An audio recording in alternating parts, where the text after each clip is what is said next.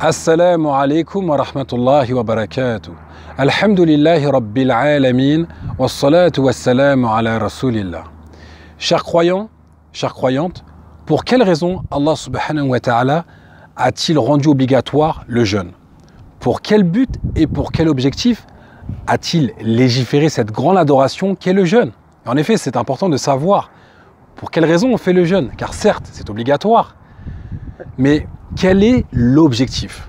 Eh bien, nous avons la réponse dans le noble Coran, lorsqu'Allah Ta'ala dit Ya ayyuhalladhina amanu kutiba alaykumus siyamu kama kutiba ala alladhina min qablikum la'allakum tattaqun.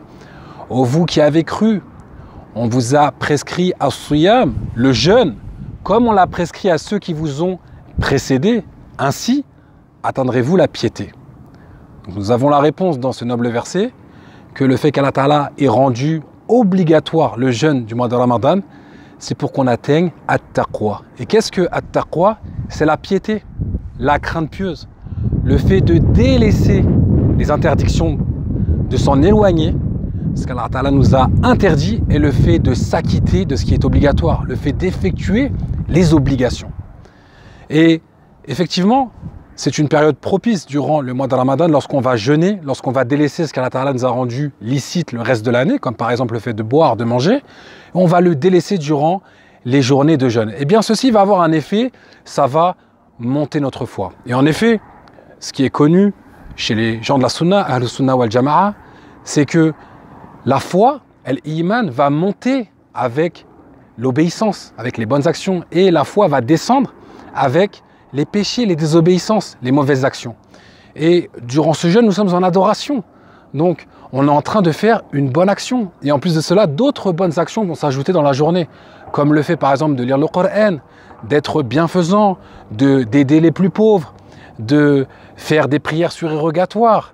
Eh bien, toutes ces bonnes actions vont augmenter notre foi. Donc, l'objectif du jeûne, ce n'est pas de maigrir ou de faire un régime.